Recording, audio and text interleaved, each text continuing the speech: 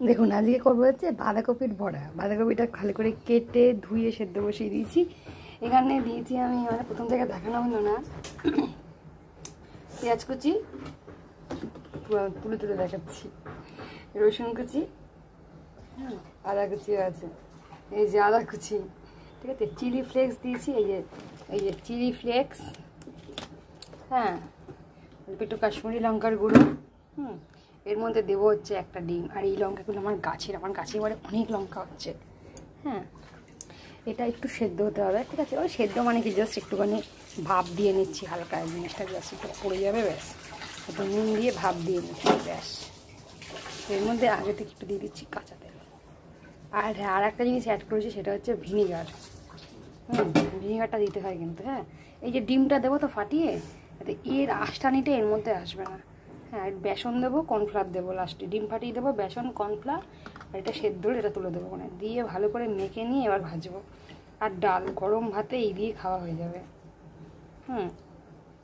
আমার মেয়ে একটু বড়া, তারপরে হচ্ছে বাটা খেতে খুব ভালোবাসে, আমি করেও দিই অবশ্য। মাঝখানে শরীরটা খারাপ ছিল বলে আমি, এই যেমন সেদিনকে ভিডিওগুলো অনেক দিনের ভিডিও, শরীরটা খারাপ বলে ভিডিও রোজ আপলোড করার ইচ্ছা নেই, মানে রান্নার ভিডিও দিচ্ছি না আমি,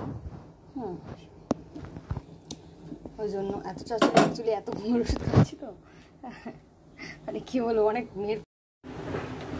দেখুন এবার করছি হচ্ছে কি, বড়া আটারে করছি, সাথে হচ্ছে বড়া, এই যে বেসনটা শেষ হয়ে গেছে, আবার আনতে হবে বেসনটা দেয়াই লাগে, বুঝেছেন, যতই যাই দেন আপনি।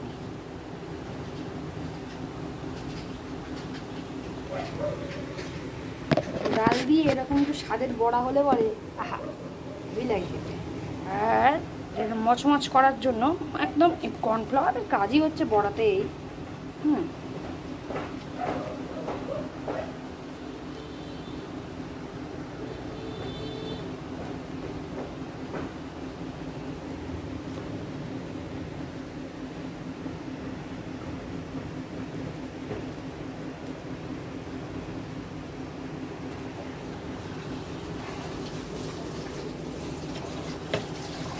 এটা কিন্তু ভাজতে টাইম লাগবে না, এটা আমি হাত দিয়ে করবো, হ্যাঁ, মানে সব কিছু দিয়ে নিলাম তো, এবার এটা হচ্ছে হাতের কাজ।